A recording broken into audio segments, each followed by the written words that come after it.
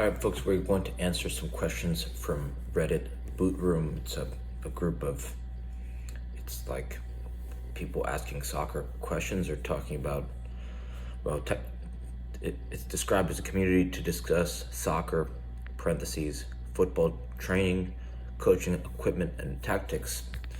And I don't often do this because I just don't really get the opportunity to.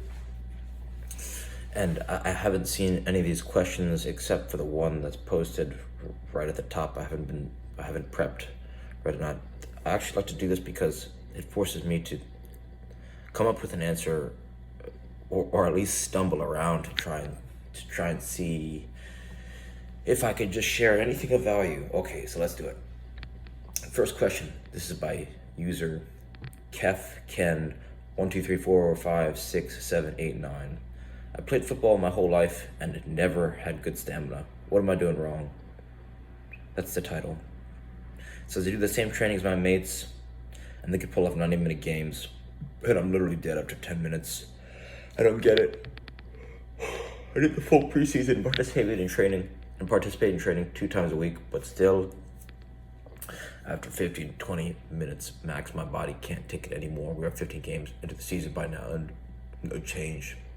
His position is a winger. His age is 24. His height is 157 centimeters. His weight is 73 kilograms. I am also really fit and go to the gym. Well, not for nothing, but if the question is, he has poor stamina, but then his last comment in the description is that he's also really fit and go to the gym, there's something that's not adding up, right? Because if he was really fit, in my mind, that means he's got good stamina. Okay, so what are you doing wrong? First thing that comes to mind is this test, and this is a test by Dr.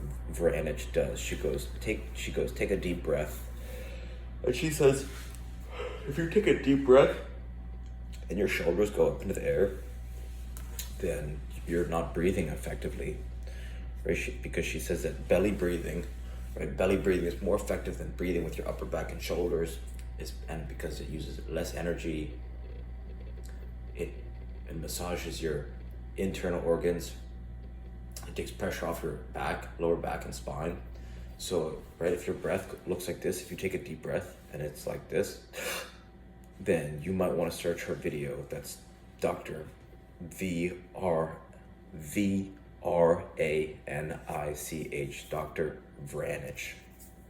And she also has this great quote. She goes, there's a rule of 3. It's 3 minutes without air, 3 hours without shelter, 3 weeks, give or take, without food and water, you'd be dead. So she says breathing is probably one of the most effective skills that you could learn. And someone criticized her. They were saying that, this is maybe not the best technique, but in terms of breathing with your upper back and shoulders, this is one thing that when I learned it, it just blew my mind, because I hadn't known it for so long, and I just felt that no one's ever taught it to me. And I've had professional soccer coaches from the time I was, I've had former pro players, or at least high-level coaches from the time I was maybe 10 or 11, for my whole life. It's like a whole lifetime of great coaches.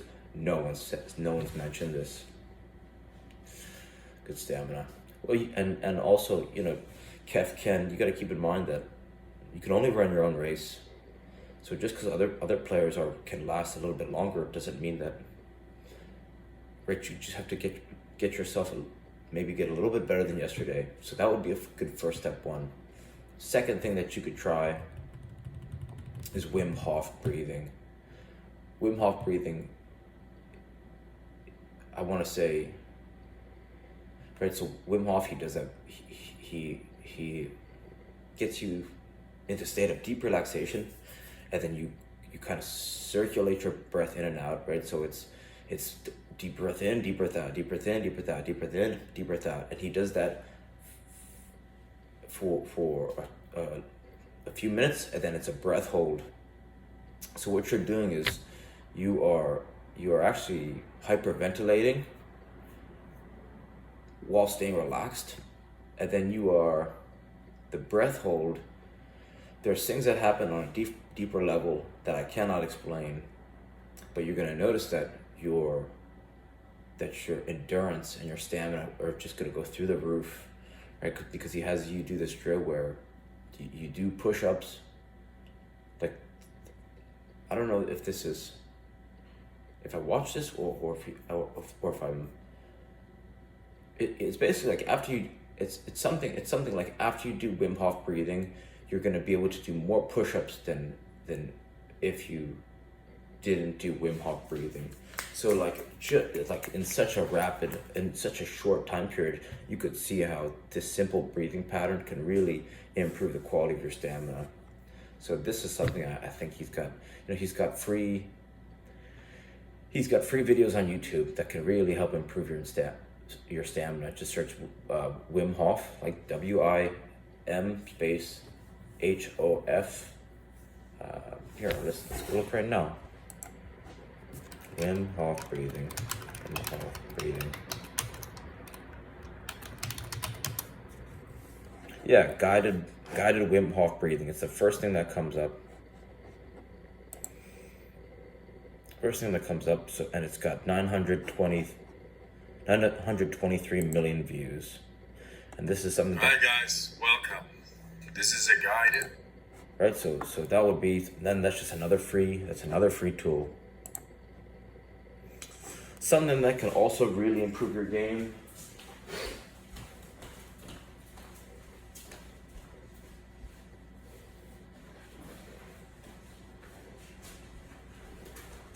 Something that can really improve the quality of movement and actually make it so that you are running with less, it'll take you less energy and effort to go from point A to point B on the field, is an RMT rope.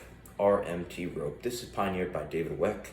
And why this is relevant is because if you can improve efficiency and the effectiveness, and if you can make each step stronger, and if you can have better understanding of where your body's in time and space, then you can move. It'll allow you to be more relaxed in the field and just have better control of your body. And what this means is that you'll be able to stay calmer and you'll be able to last for longer, right? Because your body's going to be able to just with better understanding of your own movement, you're going to be more fluid, so that so that you're going to be able to use your body better on the field. And for less than $10, this is something that you could really improve your work capacity, because it's hyper portable. It's not just super effective, but being portable allows you to have more access to it. And so it's almost as if you could, your whole world, this RMT rope, it unlocks your ability to train perpetually in an effortless way. So that's why it's so beautiful, right? Because it's so effortless. For a lot of players, they spend hours, 2 hours in the gym with energy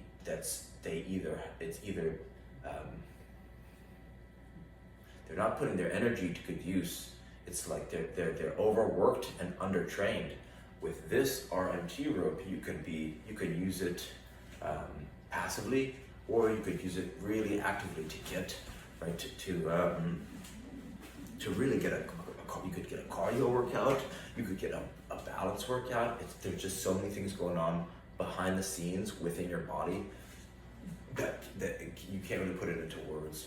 And if there's one pattern that completely changed my life, it's called alternating underhand sneak, and it looks like this. You go, let's do left hand, because left hand, been saying left-handed players don't get enough love. So underhand swing, okay, so traditionally with the jump rope, you start from behind and you start jumping forward. The underhand swing is the opposite direction of a traditional jump rope. From there, you take your opposing hand, reach around your back, grab your elbow, start to slide it down to your wrist. Some people's mobility in the shoulders and the chest, they're so tight that they can't get all the way, they can't get all the way down here. That's okay. Even if you're just at your shoulders, you're gonna find benefits. This is gonna start to open up your chest and improve your running technique. Then, if you can, start to slide the hand down. So now you're at your wrist. Then you do double handles, right? Double handles, and then it's double behind the back. And then it's from here. I had to drill this for 3 days straight, every spare moment I had, in order to get to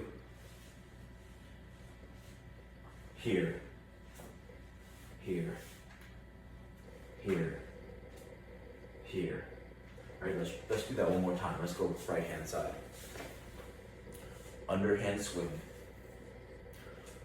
Get that arm behind the back, elbow, forearm, wrist, breathing. Then it's double handles.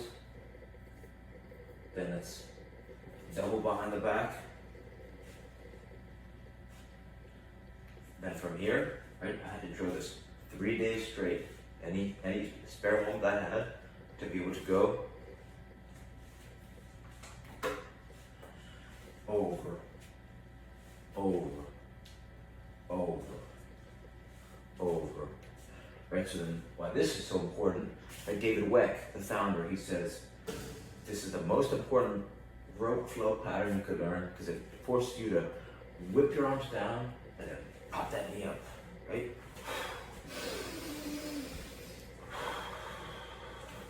So it teaches perfect running technique. So this is just gonna help you really get your first step faster. It's gonna help you become more explosive. It's just gonna help you be more dangerous in the field as a soccer player. So something to keep in mind. So the three questions, the three questions are, can I learn belly breathing, Dr. Vranich, Vranich? Can I check out Wim Hof, the guided breathing meditation? And then question 3, can I invest in an RMT rope?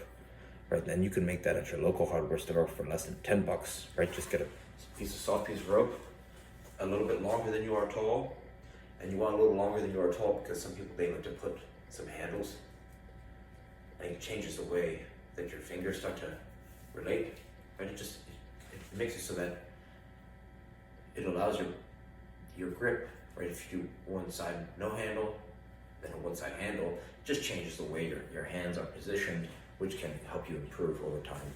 Okay, next question.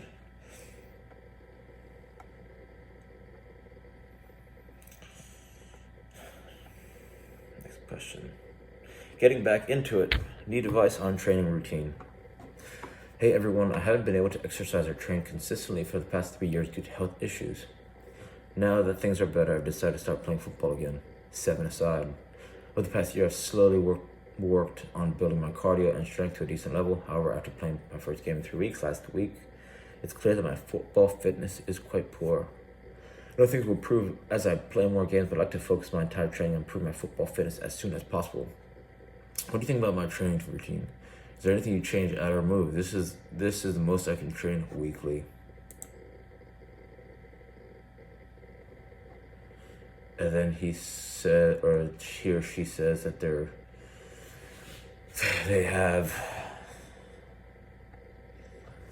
now have this whole plan laid out. So Monday speed and agility, Tuesday's rest, Wednesday's game day, Thursday's strength, upper body and core, Friday's plyo and strength, Saturday's rest, Sunday's conditioning with or without a ball.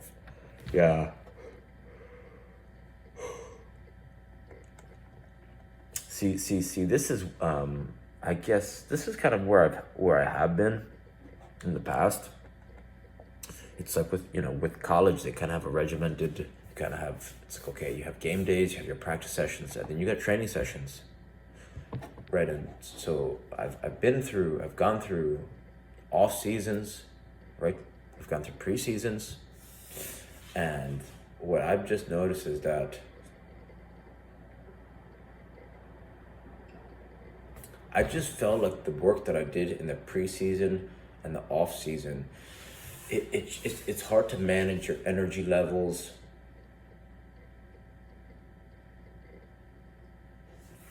especially using a regimented routine, right? So this person is saying they have this whole routine mapped out, right? Monday's this, Tuesday's rest, game day's this, Thursday's this, and so what I've started noticing is that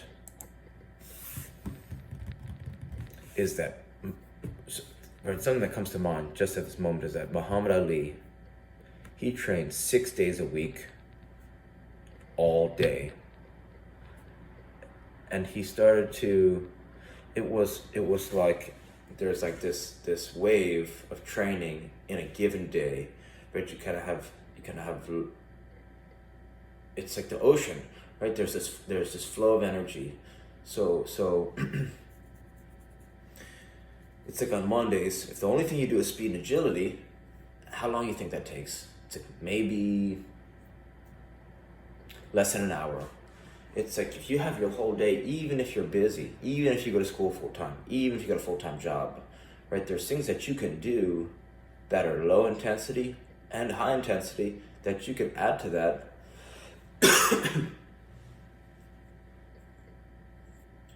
And so I think what's really happening is that this person's schedule is limiting their ability to grow in an effortless way. So let me pull something up that I think will really help.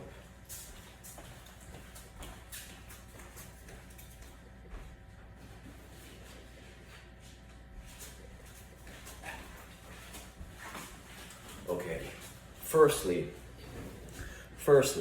assuming that you learn any breathing technique, right? So as I just mentioned, that Dr. Vranich breathing. Dr. Vranich breathing, if you spend two minutes, right, it's like right here. If you can do this,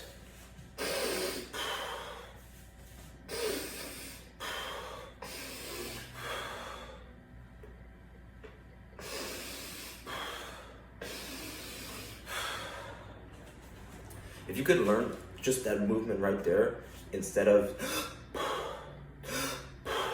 then this is going to change the trajectory of your training. That's step one.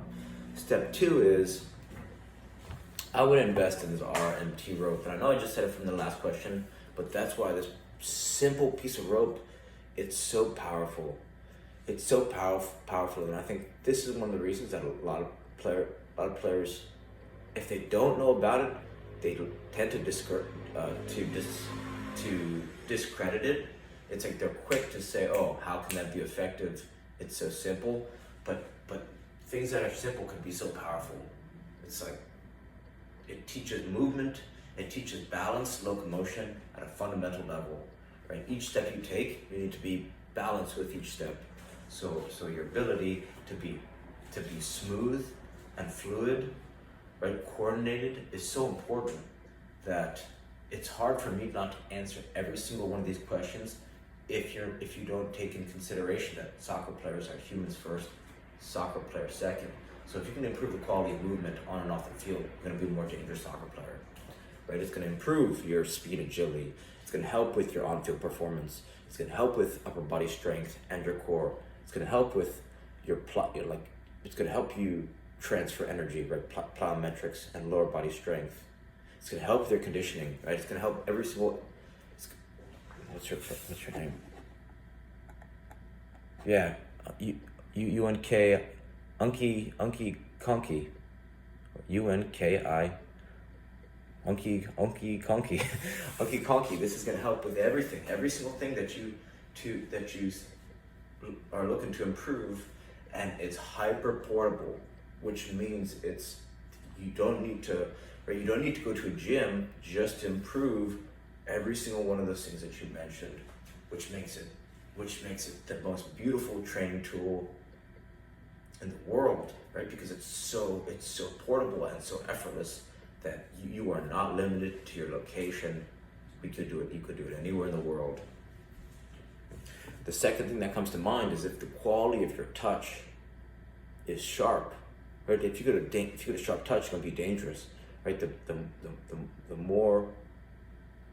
better your touch, the more dangerous you could be on the field. So this kick trainer,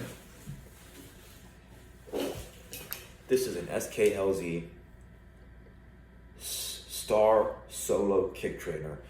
And why it's so important and why it's so beautiful is because you could cram months of training into days or weeks, right? Because in 60 seconds, you get close to 60 touches, which means in 10 to 15 minutes of walking around, walking your dog, or you're watching a game on TV, or even if you're cooling down post-game, if you're at the game pitch and you want to warm up, you're on the field yet, this is something that is that you can, it's like having a training partner with you at all times, playing you a touch, right, a perfect pass every time.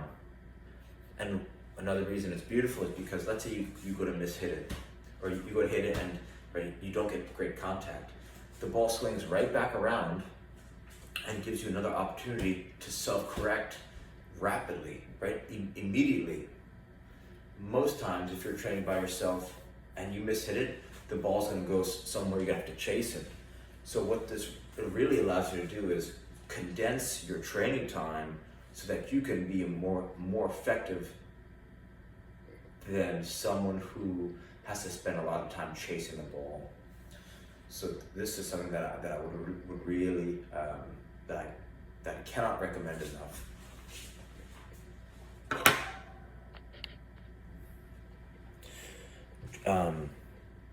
Awareness. Let's talk about awareness, right? If you can improve your awareness on the field, it's going to allow you to get your head up. And one of the fastest ways to improve your awareness is through dribbling sequences.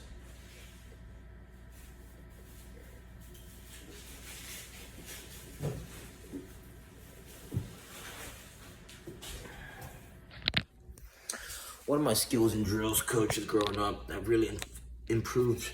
Well, without him, I wouldn't be the player I am today, but his name is Tom Turnbull, and he's got this dribbling sequence. It's called the Tom Turnbull dribbling sequence, and it looks like this. You go outside, outside, inside, outside, inside, and then you repeat the sequence. Outside, outside, inside, outside, inside, outside, outside, inside, outside, inside.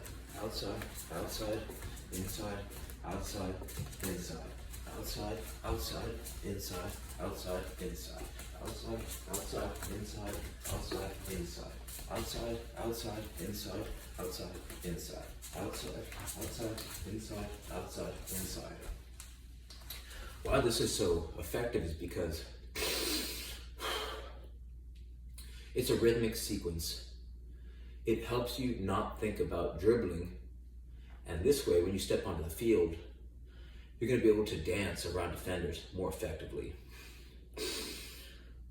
Also, as you're saying it out loud, it really helps develop this mind-body connection. Right? They say they did brain scans of, who's that dribbler? Brazilian. What's his name? Oh man, skinny. Neymar. They said they did they did brain scans of Neymar, and they saw what they expected to find is that his brain was all lit up while dribbling. But what they were surprised, because what they found was that his brain was like when he was dribbling, it wasn't lit up at all. His brain wasn't lit up. So I want to say that this is going to help your brain not light up, right? So because what you're really doing is, let me see if I can get this right. As you learn a new skill, I want to say that it forces, right? It's since it's new, it's on the left, or it's on the right. This is my right hand. It's on the right side of your brain, right? It's your right side of your brain is active, and as you begin to internalize it and master it, what you're really doing is, I think on a physiological level, right? Let's get a little crazy here. You're actually making it so that the more you master it, it's going to start to shift over to the left side of your brain. And I don't know the science behind it, but I'm 95% 4% sure that this is happening on a deeper level. So it's basically, it's all that I'm saying is that you're starting to internalize, right? That dribbling sequence is going to make it so that your dribbling is going to become more effortless, right? You're going to be able to be more relaxed in the field. So so my question is, can I spend 60 seconds a day doing the Tom Turnbull dribbling sequence in addition to the kick trainer, and maybe also using that RMT rope? These are three things that could just completely change the quality of your movement and of your play. So you're gonna feel more relaxed playing. You're gonna be more, you're gonna have to try less hard to get better results, right? Because your vision's gonna be better from dribbling, your movement's gonna be better from the RMT rope, and your first touch is gonna be more effective from the kick trainer. And don't forget to spend 60 seconds a day juggling, right? Simple patterns, 2 with the right, 2 with the left, 2 with the right, 2 with the left, same thing with the thigh, right? Can I spend 60 seconds a day juggling?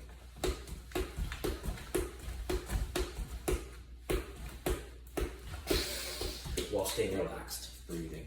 Okay. Got 10% battery. Let's see how many more questions we can go through without rushing.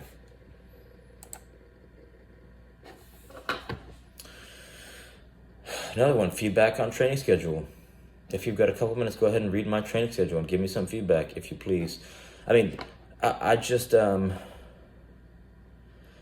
we just kind of spoke about a feedback on training schedule. So Riyadh Bad Rain. If you don't have time to go back and watch the whole thing, basically there are 3 tools that can improve, that can make your training schedule.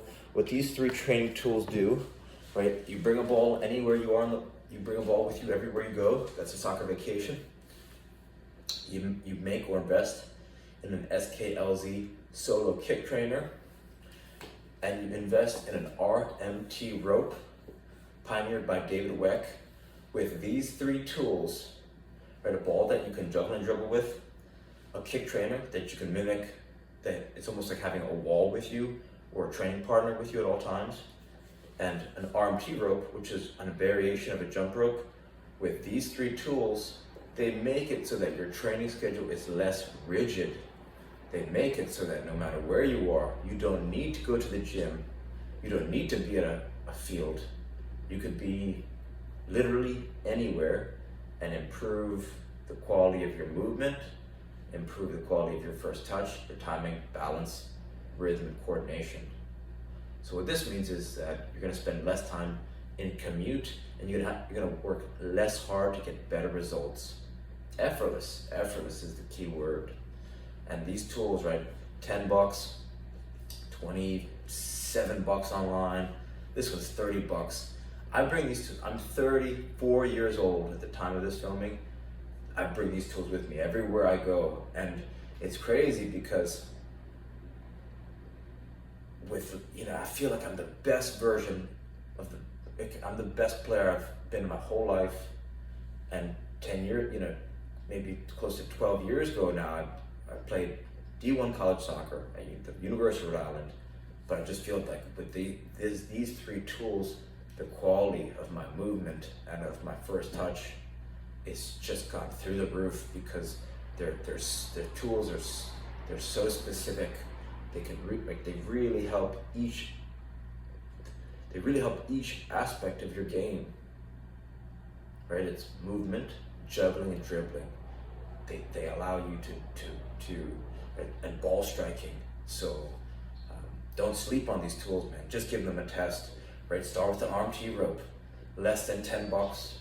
If you can go right here, if you're right here, if you can breathe and swing this thing around, you're gonna get some benefits.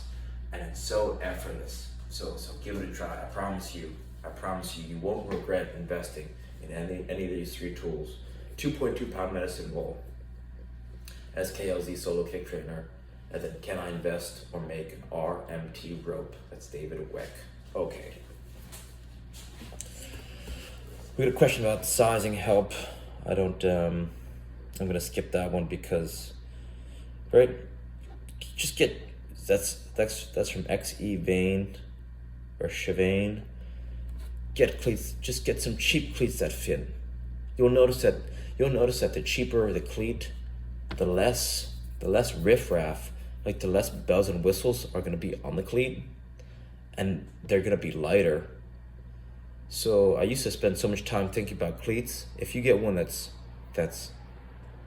just, if don't get it, it should be like Goldilocks, right? Not too big, not too small.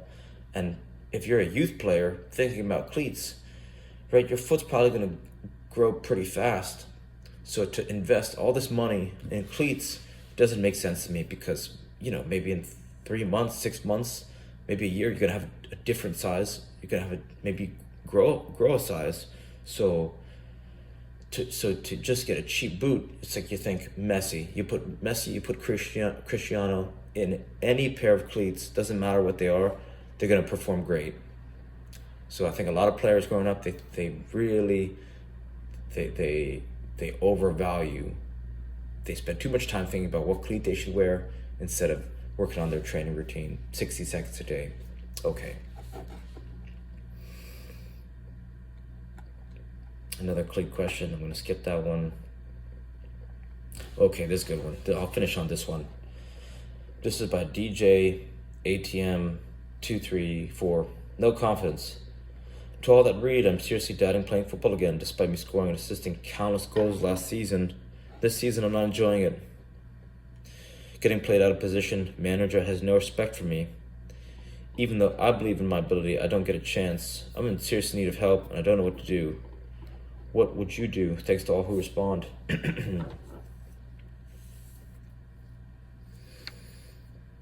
Manager has no respect for me, even though I believe in my ability, I don't get a chance. Okay,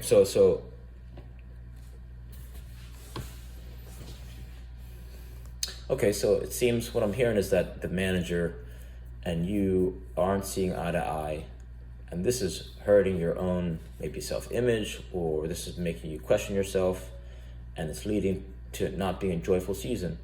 Understood, right? And right, this is pretty reasonable. It's like your boss is, me and myself, I'm good at opening oysters. I have good shucking technique. So if my manager said, Andrew, I think I'm gonna need you to be a food runner in the kitchen, even though I know I've got good shucking abilities, I would say that would frustrate me, because it's like, well, I'm a great shucker. You want to put people in their best position. So right, DJ ATM 234, I think this is a legitimate question.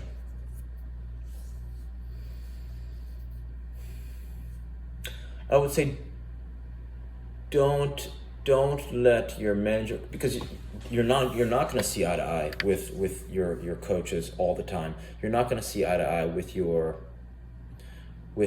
significant, right, whoever you're in a relationship with. You're not going to see eye to eye with your parents.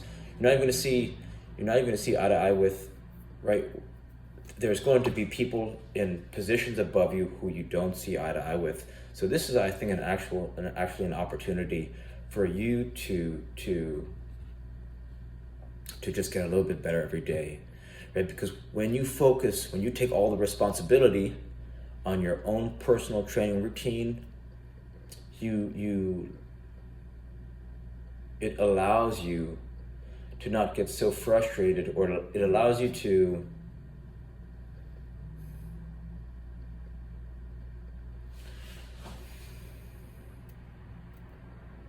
if I'm always blaming the referee for why I'm not scoring goals, or you could say if I'm always blaming my parents for whatever's going on in my life, if I'm always blaming whoever's president, or if I'm always blaming